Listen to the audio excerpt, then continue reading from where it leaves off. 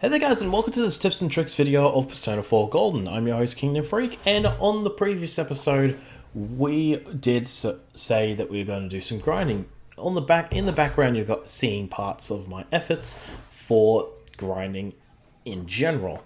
I've actually got a couple of things that I need to say.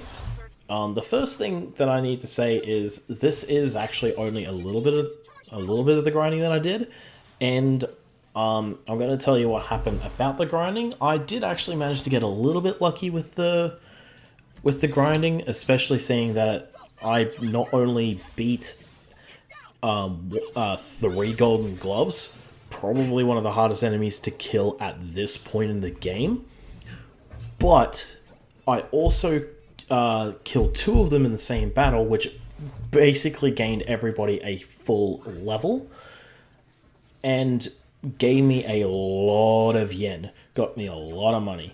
So it turned the grind from something like nearly a 3-hour grind into a 1-hour grind. So if you need a little bit of perspective, that's how much grinding I did. I did about an hour's worth of grinding, but take it with a grain of salt because unfortunately it would have actually probably taken about 2.5 hours if I didn't actually beat those 3 golden gloves. Because basically every single one of the golden gloves actually gave me a full level. I went from level 17 to level 20 in that hour period. A lot of the tips and tricks are actually mainly how to keep experience and how to gain experience and how to push your luck with the experience so that it takes a lot less time. So the first tip is actually for experience. If you feel like that you've gained enough experience, go to the next floor or the previous floor. The reason why is because it will save your progress if you die, and you won't have to start the grinding all over again. You won't have to fight the same enemies, do everything the same way. It would just be a nightmare if you actually had to do that consistently. And it would just be... It's one of those things that if you do die, you have to start the progress all over again, and it actually starts adding on the grinding time. That 2.5 hours is also that almost 3 hours would have actually also been with maybe 1 or 2 deaths in there, but not really any more than that. One thing that I would actually recommend is always picking up chests, because even if they have shadows in it, it's just a little bit of extra experience, and you get the item anyway. The only downside of actually finding an enemy in there is, well, you won't get the sneak attack bonus. Yeah, that's mainly it for the tips on how to grind for experience. There are actually another couple of tips where, in terms of like, you want to actually consistently keep on getting the shuffle bonuses, just because you'll get more rewards, you'll get more experience, you'll get more money, and you get more of everything in general. As you can see right now, I actually managed to get all 3 because I was able to keep my shuffle bonus. And even without the that, this is actually the battle where I actually finally figure out what the best moves are, for the sole reason that it actually finally dawned on me that I should probably be using certain types of attacks. And this is probably one of the few things that I am going to say right now that try and test out moves is actually the best way to figure out stuff in grinding, because it actually also means that it's a no risk, very little reward, but low risk. Oh, actually no, it's not this one. It's actually the next double one. Yeah, I gained a lot of experience from a lot of the things. So I think it is actually this one. After I had actually grinded all the experience that I needed, I actually just immediately went up to the 6th floor and just went there just to go, cool, let's do this.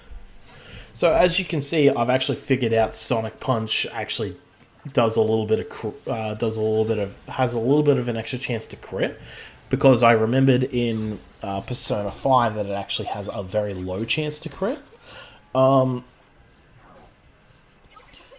It has an increased chance to crit, but it doesn't necessarily have an increased chance to crit. But if you need extra other things that you might want to look out for are things like skill cards, money cards. So there is actually one of the very rare cards that I actually did manage to get in the grinding session. Unfortunately, I died straight after it, which was a Persona gains a full level, and I think it's actually come up one or two other times, maybe, but I don't remember picking it up, and I don't remember getting everything off of it. This is actually the battle that I gained a lot of experience on, because I managed to kill both of these golden hands. And once the shuffle time is gone, you'll see 3,000 experience and 10,000 yen. I was like, what the actual heck? And just immediately just went away and just ran. Everybody gained a level in that fight. Everybody gained a level. Like, it was a ridiculous amount. So I immediately went from floor 1 to floor 6. So that's the end of this tips and tricks video. And you'll be seeing a little bit more of the grinding. I'm just going to give it a little bit more time so that it does hit the 10-minute mark. I do stuff around a little bit, but that's mostly just to get Yukiko's level 21, because what happens at level 21 for Yukiko is she gets her second tier fire, not AoE fire, her second tier. Now, there is actually I think we actually saw it earlier on in the episode, where a Persona can actually rank up a tier, and it went from a Zio to a Mazio, and I don't consider a single target to an AoE another tier. I actually consider single target into a better single target as another tier.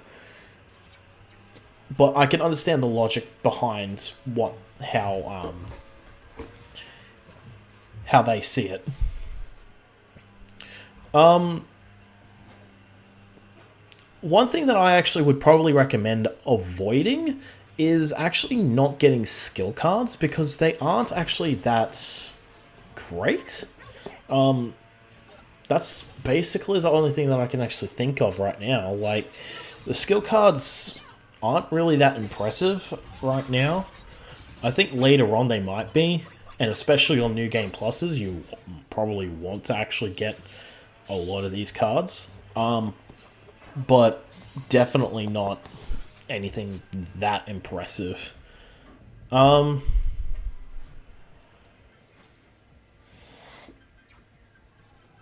Is there anything else that I need to say?